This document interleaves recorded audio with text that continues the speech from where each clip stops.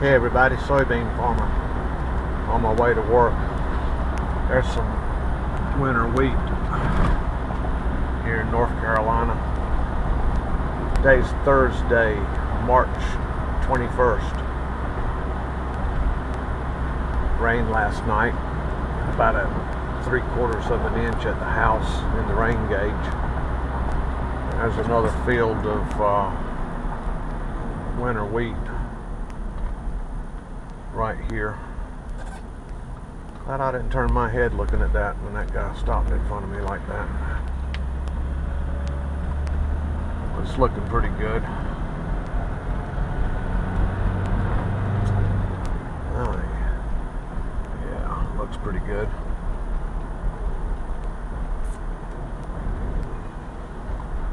Found his place. Good. Have a nice day, fella. And this field's the one that looks really good. I think he's already put nitrogen on this one down here. I like watching this farmer. He don't play. He farms over 2,000 acres. He's big time. But that wheat's looking really nice right there. He had beans on that, and I think it was the day he got the beans off of it, he drilled that wheat in there. And I got to make a little stop here. I'm on my way to work at the cigar shop. I closed tonight. Let's see, get right here. And I got to go in here and pay a bill.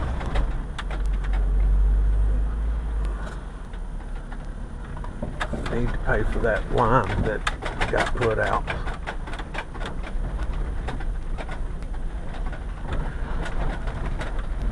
Lake Wendell Farm Supply is actually tied in with Wilson County Farm Supply.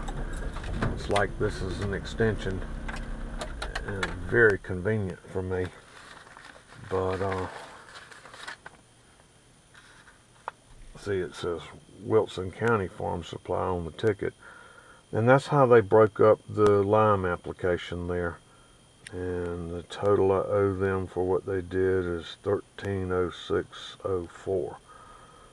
So let's go inside and pay a bill.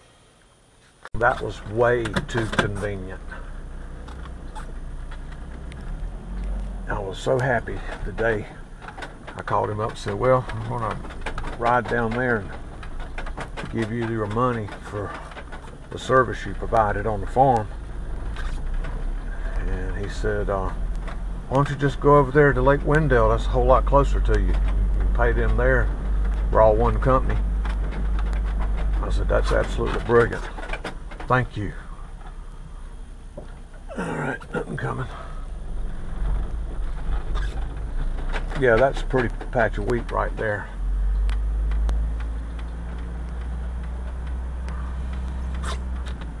Four-way stop where we all sit here and try to figure out who's going to do what.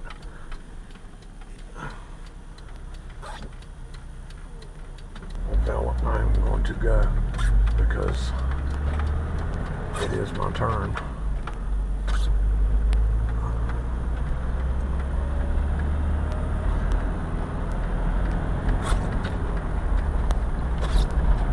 That's Larry Edwards' farm operation right there.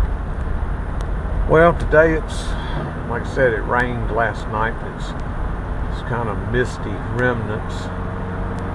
It's about 43 degrees at the house when I left a few minutes ago. But hey, that's okay. I'm not trying to get any field work done. I feel pretty comfortable that I'm caught up at this point. There's another look at some pasture that's been reseeded right there. Talked to that man again down in Rocky Mount, his hydraulic shop. He seems pretty confident that he can get what he needs to rebuild that Cessna control valve on the aftermarket power steering on the Ford 4000. I don't know, it's in my mind, I'm always looking at the negative and the worst case. Once I pull that thing off of there and cap those hydraulic hoses. There ain't gonna be no moving or driving that tractor until I get that part back on there, or go buy a solid linkage rod and disconnect that hydraulic cylinder on the front and then drive that thing with manual steering. But I'm thinking about no way I want to do that. My headlands are so short on the fields I plant that without that power steering, turning that tractor around with that planter would be a real bugaboo. And I wouldn't even want to think about getting out there and spraying without power steering. As it is, I make me about what you think is a 3-point road turn at the ends of a field. Here's another field. This guy put rye on this as just a cover. And it looks okay. He ain't put no nitrogen on it. It's got some weeds out there in it. That's what I wanted to do. That first field y'all saw me pull the disc over, is I wanted to go put something on it. Rye was cheaper than wheat, but it rained me out and never could get back in it, so left it alone, let it sit there and lay. This field right over here on the left held a beautiful field of beans, and I'm guessing it was so wet this year down here in North Carolina. The man farming this, he just let it lay out. It's got your usual little winter weeds on it. And it's good to let land rest. But we're getting close to seeing him come and do something to it, put something on it. Usually you start seeing land get worked around here in April. And that's another field that was beans. He let that lay out. I bet that guy, he just had so much trouble with how wet it was and how many acres of beans he had to get in. He just never could get back to put down some wheat. But up here on these two fields, he did manage to get back in here and put some wheat down. And it looks pretty good. It struggled at first, but that one right over there, and then a piece right over here, that low spot down there was drowned it out, and I see the tire marks in it today. Looks like they've got the nitrogen put on it, but that low spot right down there was drowned it out, and it was way behind catching up with the rest of that. Yeah, they got nitrogen out on that in the last couple of days. I see the tire marks where they went out there on it. And then in these fields up here are just laying out, resting. That's a good sized field right there. He had beans on it. And that's rye. That little piece of land right there ought to have a house on it. It ain't never done nothing to amount to anything. Kind of pitiful. The big old field back up in there had beans. It's laying out and resting this year. All this water. Yeah, when I think about that hydraulic control valve on that Ford 4000, I think the worst case is that tear it down to that man, he takes it all apart, and then calls me 2 days later and says, well, I can't find a rebuild kit for it. I'm like, okay, can you find anything that I can put back in its place? And he says, no, they're all different. They're either longer or shorter.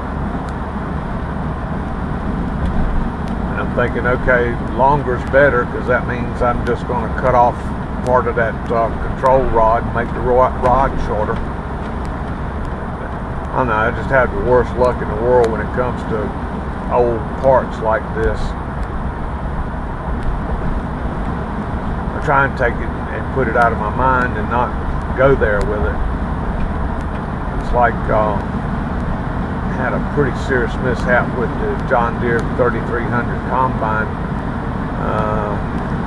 It was 3 years ago, or yeah, it was 3 years ago. The bearing on the rasp bar cylinder over on the side with all the pulleys, V-belts.